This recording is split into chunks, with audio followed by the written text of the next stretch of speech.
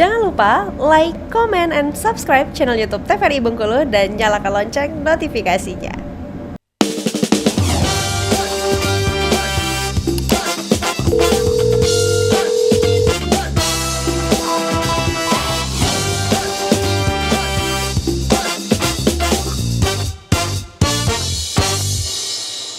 Sahabat sehat, terima kasih Anda masih bersama kami dalam Dokter Kito. Bersama kita sehat dengan tema kita kali ini, sahabat sehat, mengenai anemia defisiensi besi. Nah, ini tadi sudah disampaikan sama Dokter Elsa, juga sama Dokter Bella. Mungkin bisa kita langsung lanjut aja, Dokter Bella. Julia penasaran, kuku sendok itu yang seperti apa bentuknya? Iya, tadi udah banyak banget ya yang dilihat dari pemeriksaan fisik. Nah, ini dia gambarannya. Pertama itu konjungtiva anemis. Jadi yang di bawah mata itu, dia akan tampaknya lebih pucat atau putih kalau kata orangnya. Ini kok dari mukanya putih atau kepucatan. Nah, langsunglah lihat ini karena ini bisa dilihat semua orang ya, konjungtiva anemis. Nah, itu dilihat warnanya lebih pucat. Terus yang kedua, kita bisa lihat adanya angular cheilitis. Nah, ini kayak ada sari awan di ujung atau pinggir-pinggir bibir ya. Bibir ya, ini mulut ya, mulut.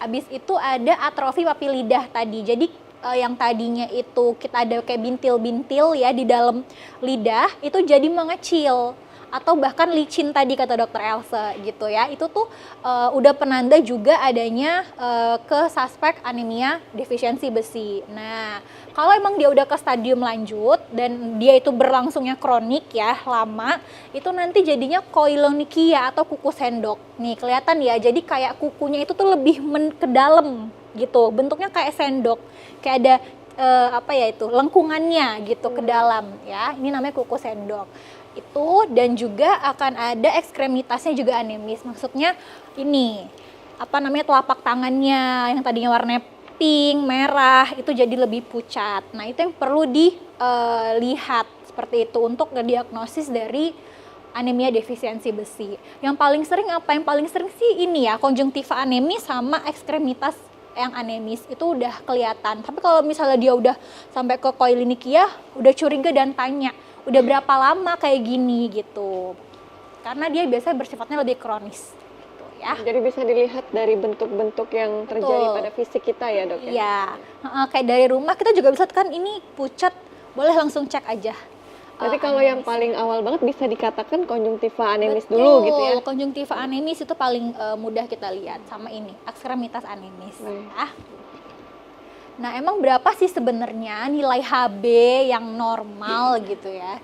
Untuk nilai HB untuk kriteria masuk anemia ya. Kalau pada dewasa itu biasanya laki-laki ya, kurang dari 13. Biasanya normalnya itu 14 sampai 16 gitu. Nah, kalau anak-anak memang lebih kecil lagi ya. 6 bulan sampai dengan kurang dari 5 tahun, kadar yang udah dikatakan anemia itu kurang dari 11. Kalau untuk 5 tahun sampai 14 tahun itu kurang dari 12. Dewasa perempuan dibagi, ada yang hamil dan tidak hamil ya.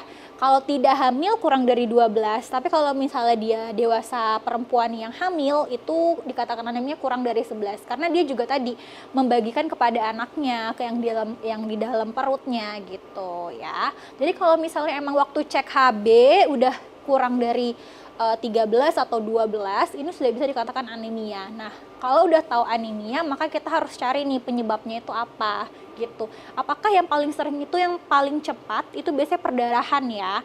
Misalnya BAB-nya berdarah atau kehitaman, terus muntah darah gitu. Jadi bener-bener anemia itu dicari sumbernya dari mana, perdarahannya dari mana. Tapi kalau misalnya memang nggak ada perdarahan, berarti memang tadi intake-nya dari kita yang kurang gitu, makanannya kurang, atau memang dia suka minum konsumsi yang teh, kafein tadi. Jadi penyerapannya ternyata yang terganggu seperti itu. Berarti kalau dari nominal HB itu kurang dari itu berarti kan sudah terkena anemia begitu ya. Kalau kita tensi darah nih misalnya itu kan ada naik turunnya. Apalagi kalau kita sudah lari kan kita bisa tahu oh memang abis lari kan pasti naik tensinya, tapi nanti akan turun lagi. Begitu juga nggak sama si HB ini, Dok? Enggak ya, kalau misalnya HB itu dia kan di dalam nih untuk menghantarkan oksigen juga nih. Jadi kalau misalnya untuk si nilai HB biasanya dia itu harus dicek dulu untuk tahu, nggak tiba-tiba langsung naik, kecuali dia memang ada intake tadi dari luar seperti itu, kayak udah makanan atau dia emang tambahan konsumsi tablet tambah darah seperti itu, atau emang dia ada suplemen yang masuk gitu. Tapi kalau misalnya tensi kan dipengaruhin sama tadi aktivitas kayak gitu, itu berpengaruh seperti itu. Baik. Makanya harus dicari sumbernya nih, dari mana nih anemianya, apakah emang ada BAB berdarah, muntah darah gitu ya. Baik.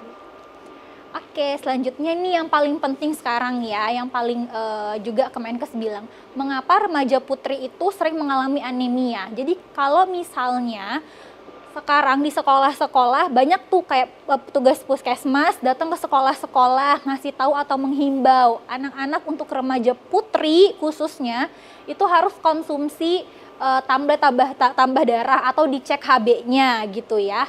Nah, kenapa sih remaja putri yang lebih sering mengalami anemia? Karena yang pertama, remaja putri itu dia mengalami menstruasi ya. Jadi kan kehilangan banyak darah. Tadi ada sumbernya untuk pengeluaran kehilangan banyak darahnya. Terus yang kedua, sedang tumbuh dan berkembang dengan pesat sehingga asupannya itu perlu banyak makanan. Sedangkan kebanyakan remaja putri itu banyak yang melakukan diet ya nggak sih? Sehingga dietnya, tapi dietnya yang keliru gitu, jadi malah mengurangi asupan gizi yang harusnya dia konsumsi gitu. Makanya perlu nih remaja putri yang lebih banyak digarisbawahi suka mengalami anemia ini, lebih banyak kasusnya gitu. Terus kurangi asupan zat besi dan protein dalam makanan sehari-hari, yaitu ini udah kayak lebih banyak suka makan makanan yang cepat saji gitu ya. Sedangkan makanan-makanan yang kayak protein kan ada dari susu, tempe gitu-gitu ya. Kayak gitu. Jadi sebenarnya dari intake-nya sih. Nah, terus emang apa aja sih dampaknya ya? Kalau misalnya anemia nih jadi pada remaja tadi gitu. Jadi penurunan imunitas itu yang pertama. Terus yang kedua konsentrasi. Kenapa? Karena tadi kita tahu si hemoglobin itu dia juga membawa oksigen ke seluruh tubuh, terutama ke otak, karena paling banyak yang dibutuhkan itu adalah otak sumber oksigennya.